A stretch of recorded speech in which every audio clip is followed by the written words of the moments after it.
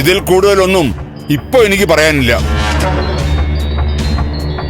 എനിക്ക് ബോധ്യപ്പെട്ടതെല്ലാം പ്രഭാവതിക്കുള്ള മുന്നറിയിപ്പുകളായിരുന്നു. ഭർത്താവിനോടും മക്കളോടും ഒക്കെ ഒന്നും അറിയിക്കാതിരിക്കുന്നത് എന്റെ ബുദ്ധിശൂന്യത കൊണ്ടല്ല. നിങ്ങളുടെ കുടുംബത്തിൽ അരുതാത്തത് സംഭവിക്കാതിരിക്കാൻ മാത്രമാണ്.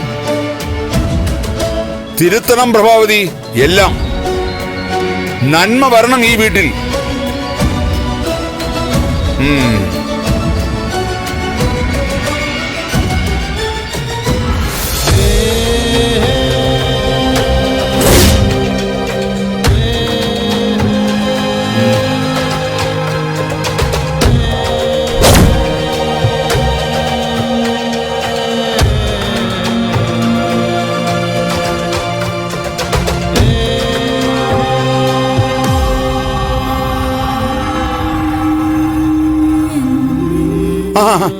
ദീർഘസുമംഗലീ ഭവ.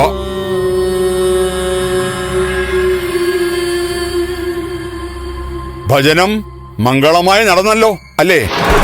അങ്ങയുടെ അനുഗ്രഹം കൊണ്ട് എല്ലാം നന്നായി നടന്നു തിരുമേനി. എന്റെ അനുഗ്രഹമല്ല കുട്ടി, സാക്ഷാൽ ഭഗവാന്റെ അനുഗ്രഹമാണ്.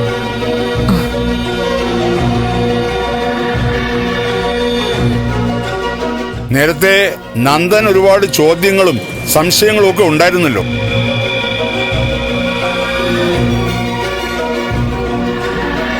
ഞാൻ പറഞ്ഞല്ലോ, ഉത്തരം പറയാനുള്ള സമയമായില്ല എന്ന്.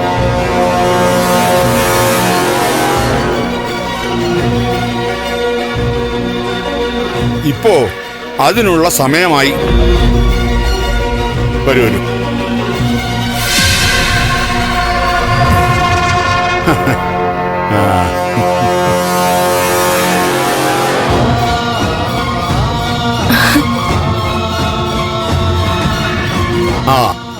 ഇതാണ് എല്ലാത്തിനുമുള്ള ഉത്തരം.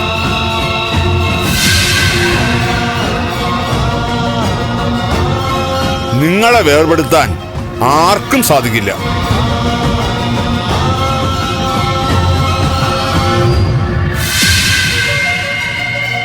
ദേവികയെ കാട്ടുമുത്തപ്പന്റെ അമ്പലത്തിലേക്ക് അയച്ചത് ഞാനല്ല.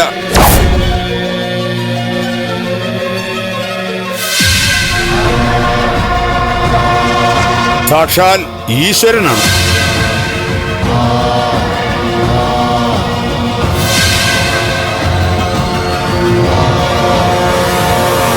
ആ യാത്ര ദേവികയുടെ മനസ്സിനെ ശക്തിപ്പെടുത്തിയില്ലേ? കുറെ നടക്കേണ്ടി വന്നില്ലേ? പ്രതികൂല കാലാവസ്ഥയിൽ കാട്ടിൽ കഴിയേണ്ടിയും വന്നില്ലേ?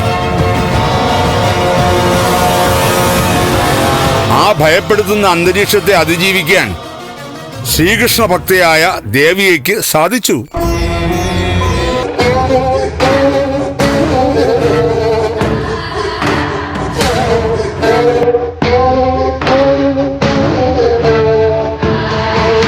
അണ്ണ എന്ത് കാപ്പി വാങ്ങിക്കാൻ വരാതെ? ഇന്ന് നല്ല അടിപൊളി ഉപ്പാവാ. ഞാൻ മേടിച്ചോണ്ട് വരട്ടെ? കൊണ്ടുപോടാ. ഉപ്പാവും. അത് ശരി. മര്യാദയ്ക്ക് ഒരു കാര്യം ചോദിച്ചപ്പോ അതിനും ദേഷ്യം കാണിക്കുന്നോ? അണ്ണ പുറത്തെ രാജാവായിരിക്കും, അകത്താളാൻ വരല്ലേ? എന്താണ് കുഴപ്പം?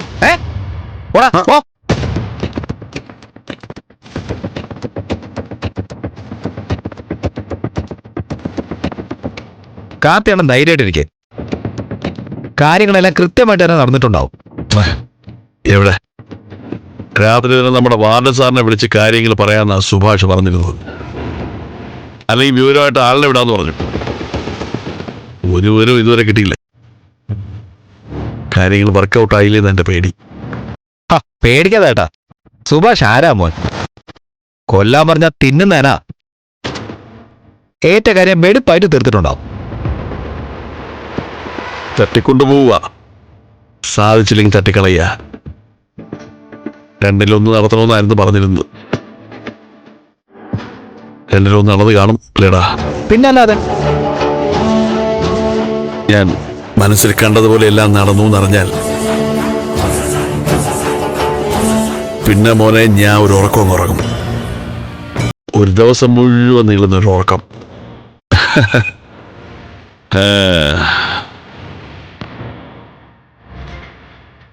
എന്റെ ജീവിതം തകർത്തവളവള് ദേവിക. തിരിച്ച് അവളുടെ ജീവിതം അല്ലെങ്കിൽ ജീവൻ രണ്ടിലൊന്നും എനിക്കില്ലാതാക്കണം.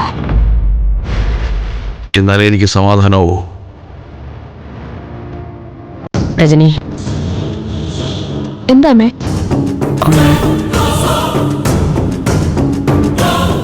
എന്താ കാര്യം? വക്കീല് വിളിച്ചിരുന്നു. ഏത് വക്കീല്? അനിരുദ്ധൻ വക്കീല്, ഫാമിലി കോർട്ടിലെ. ഡിവോഴ്സ് പേപ്പറിൽ നരേന്ദ്രൻ ഒപ്പിട്ടു. നിന്നോട് ഞാനൊരു വലിയ അനീതി കാണിച്ചു, തെറ്റ് ചെയ്തു എന്നൊക്കെ ആയിരുന്നല്ലോ പരാതി. ഞാൻ ചെയ്തത് തെറ്റായിരുന്നെങ്കിൽ ദാ ഞാൻ മുൻകൈ എടുത്ത് തന്നെ അത് തിരുത്തിയിട്ടുണ്ട്. നിനക്ക് ഏത് ദിവസം വേണമെങ്കിലും അവിടെ ചെന്ന് ഒപ്പിടാന്ന് പറഞ്ഞിട്ടുണ്ട് വക്കീല്. ശരി.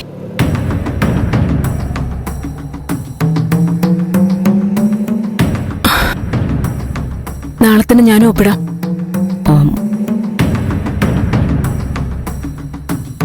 രജനി, ഒന്നും ഞാൻ മനഃപൂർവ്വമായിട്ടായിരുന്നില്ല ചെയ്തത്. ഒരമ്മയുടെ സ്ഥാനത്ത് വരുമ്പോ നിനക്കത് മനസ്സിലാവും. ഇനി അതിനെക്കുറിച്ച് പറയണ്ട,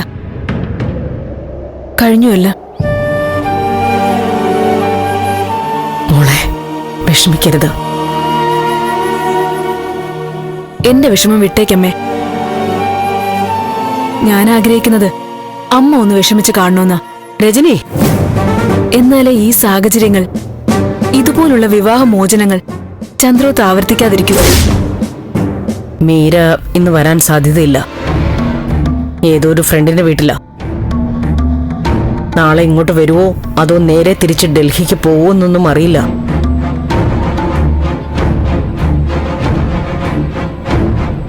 ഇനി നാളെ അഥവാ അവൾ ഇങ്ങോട്ട് വന്ന. ആന്റി നേരത്തെ പറഞ്ഞല്ലോ, ഞാനായിട്ട് മീരയുടെ മുന്നിൽ ചെല്ലില്ല.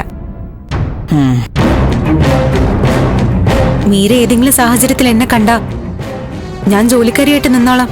തീർന്നില്ലേ?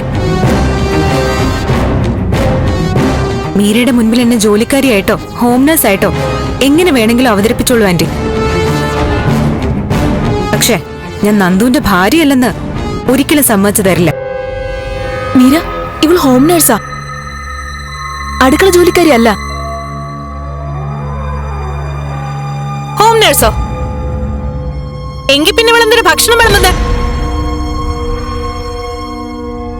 ഇവളാരാ നമ്മളെയൊക്കെ കഴിപ്പിക്കാൻ?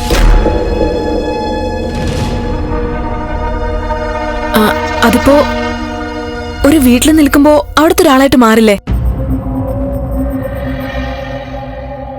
മോളെ വാ, ഇവരോടൊക്കെ തർക്കിക്കാൻ പോയാ മോളുടെ വിലയായിരിക്കും കുറയുന്നത്. വിട്ടേക്ക്.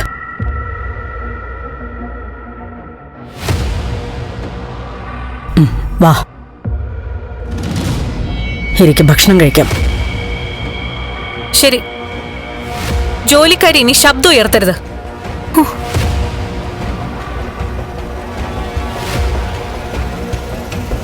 ചെന്ന് വൃത്തിയായി ഭക്ഷണം വിളമ്പി വെക്കേ, ഞങ്ങൾക്ക് എല്ലാവർക്കും.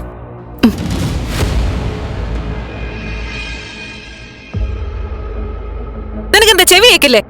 വിളമ്പടി.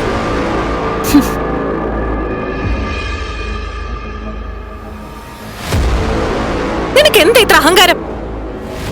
പ്ലീസ് എന്നെ എടി പോടിന്ന് വിളിക്കരുത്. വിളിച്ച വിവരം അറിയും.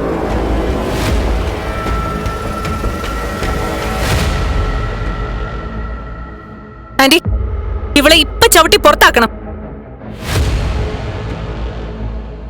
ഒരു നിമിഷം ഇനി ഇവിടെ വേണ്ട. ജോലി ചെയ്യാൻ വയ്യാത്തവൾ എങ്ങനെ ജോലിക്കാരിയാവും? ഇവളെക്കാളും നല്ല ജോലിക്കാരികളെ ഞാൻ കണ്ടുപിടിച്ചോണ്ട് തരാം. മീര, എന്താ?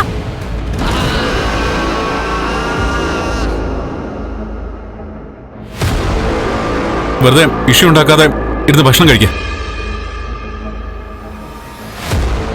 ചേച്ചി, ഭക്ഷണം വിളമ്പിക്കോ. ഇല്ല,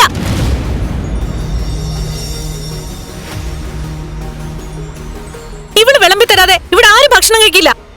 അങ്ങനെയാണെങ്കിൽ എല്ലാരും ഇവിടെ പട്ടിണി കിടക്കേ ഉള്ളൂ.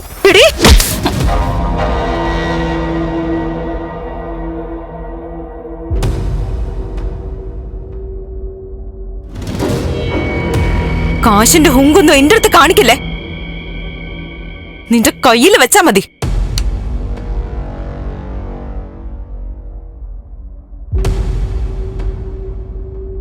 ക്ഷമയ്ക്കൊരു പരിധിയുണ്ട്, അത് മറക്കണ്ട.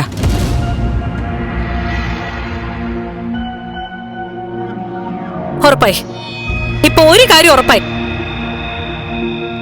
ഒരു ജോലിക്കാരി എന്നെ പരസ്യമായി അവഹേളിച്ചിട്ടും നിങ്ങളൊക്കെ മിണ്ടാതിരിക്കുന്നുണ്ടെങ്കിൽ അതിന് പിന്നിൽ എന്തൊക്കെയുണ്ട്?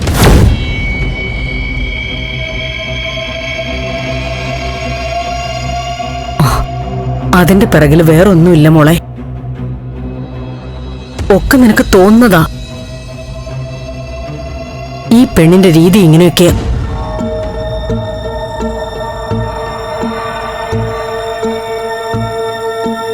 ദേവിക, ഭക്ഷണം വിളമ്പ്. ഇല്ല ആന്റി, എനിക്ക് വ്രതമാണ്. മറ്റുള്ളവർക്ക് ഭക്ഷണം വിളമ്പുന്നതും അടുത്തിടപഴകുന്നതും ആചാരപ്രകാരം തെറ്റാ.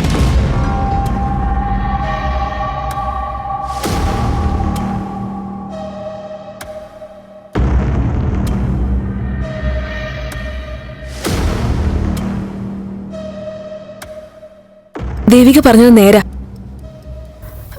ദേവികയ്ക്കെന്തോ വ്രതമുണ്ട്. ആചാരം വിശ്വാസമൊന്നും മാറ്റണ്ട.